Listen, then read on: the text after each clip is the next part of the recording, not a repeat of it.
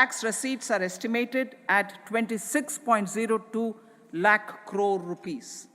The scheme of 50-year interest-free loan for capital expenditure to states will be continued this year with an outlay of 1.3 lakh crore rupees. We continue on the path of fiscal consolidation, as announced in my budget speech of 2021-22, to reduce fiscal deficit below 4.5% by 25-26. The fiscal deficit in 2024-25 is estimated to be 5.1% of GDP, adhering to that path. So the gross and net market borrowings through dated securities during 24-25 are estimated at 14.13 lakh crore rupees and 11.75 lakh crore respectively.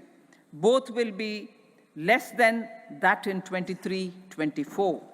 Now that the private investments are happening at scale, the lower borrowings by the central government will facilitate larger availability of credit for the private sector. Vote on account. I'll be seeking vote on account approval of the Parliament through the appropriation bill for a part of the financial year 2024-25. I will now move to Part B. Honorable Speaker, sir, over the last 10 years, the direct tax collections have more than trebled and the return filers swelled 2.4 times. I would like to assure the taxpayers that their contributions have been used wisely for the development of the country and welfare of its people. I appreciate the taxpayers for their continued support. The government has reduced and rationalized tax rates. Under the new tax scheme, there is now no tax liability for taxpayers with income up to 7 lakh rupees, up from 2.2 lakh rupees in the financial year 2013-14. The threshold for presumptive taxation for retail businesses was increased from 2 crores to 3 crores.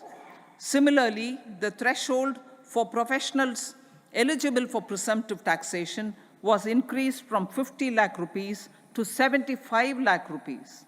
Also, corporate tax rate was decreased from 30% to 22% for existing domestic companies and to 15% for certain new manufacturing companies.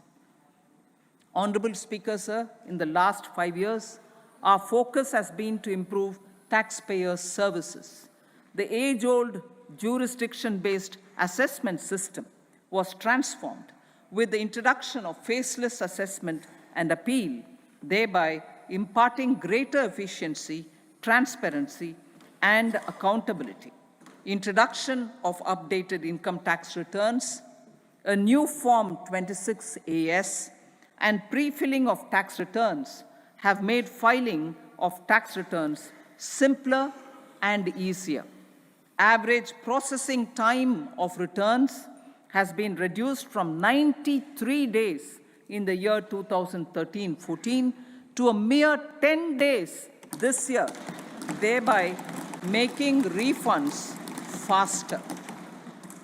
Indirect taxation.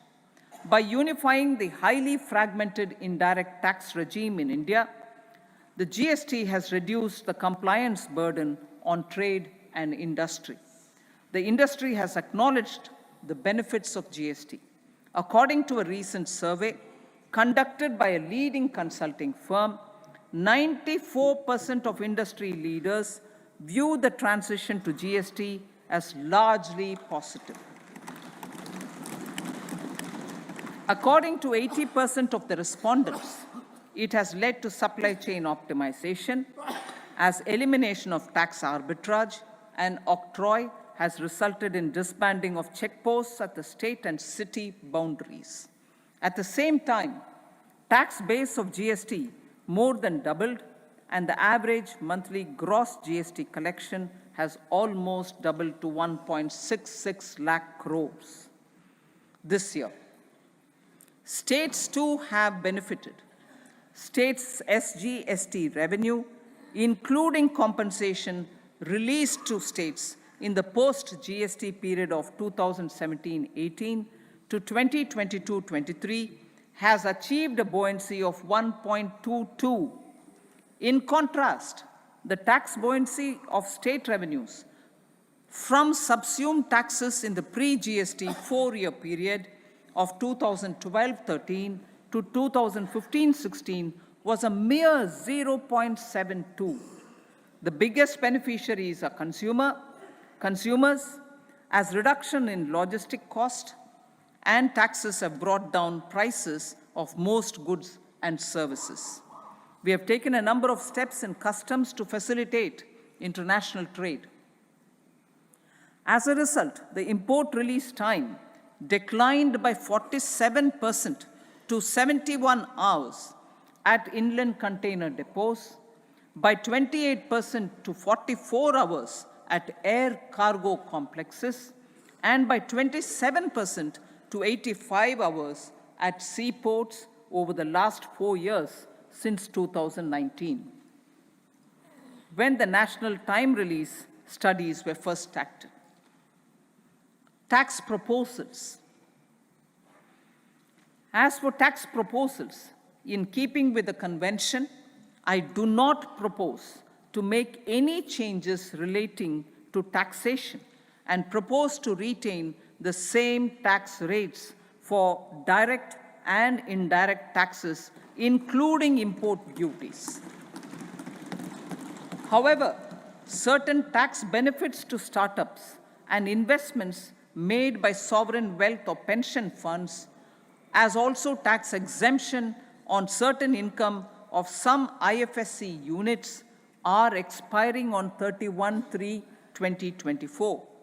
To provide continuity in taxation, I propose to extend the date to 31/3/2025. Moreover, in line with our government's vision to improve ease of living and ease of doing business, I wish to make an announcement to improve taxpayers' services. There are a large number of petty, non-verified, non-reconciled, or disputed direct tax demands, many of them dating as far back as 1962, which continue to remain on the books, causing anxiety to honest taxpayers and hindering refunds of subsequent years. Honorable Speaker, sir, I propose to withdraw such outstanding direct tax demands up to 25,000 rupees pertaining to the period up to financial year 2009-10 and up to 10,000 rupees for financial years 2010-11 to 2014-15. This is expected to benefit about 1 crore taxpayers. 1 crore taxpayers would benefit out of this. Economy then and now. In 2014, when our government assumed the reins, the responsibility to mend the economy step by step and to put the governance systems in order was enormous. The need of the hour was to give hope to the people, to attract investments, and to build support for the much-needed reforms. The government did that successfully, following our strong belief of nation first. The crisis of those years has been overcome, and the economy has been put firmly on a high, sustainable growth path with all-round development. It is now appropriate to look at where we were then. I repeat, it is now appropriate to look at where we were then till 2014 and where we are now, only for the purpose of drawing lessons from the mismanagement of those years. The government will lay a white paper The exemplary track record of governance, development, and performance, effective delivery, and Jan Kalyan has given the government trust, confidence, and blessings of the people to realize whatever it takes the goal of Vikasit Bharat with good intentions, true dedication, and hard work in the coming years and decades. With this, Honorable Speaker, I commend the interim budget to this august House. Jai Hind.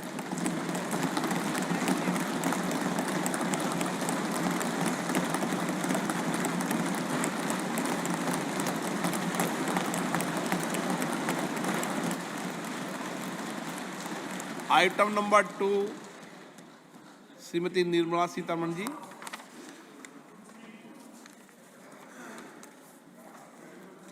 So, with your permission, I rise to lay on the table the following statements under Section 3(1) of the Fiscal Responsibility and Budget Management Act 2003, Medium-Term Fiscal Policy cum Fiscal Policy Strategy Statement and Macroeconomic Framework Statement. Item number 3 Shrimati Nirmala Sitharaman ji. Sir, with your permission, I rise to move for leave to introduce the Finance Bill 2024.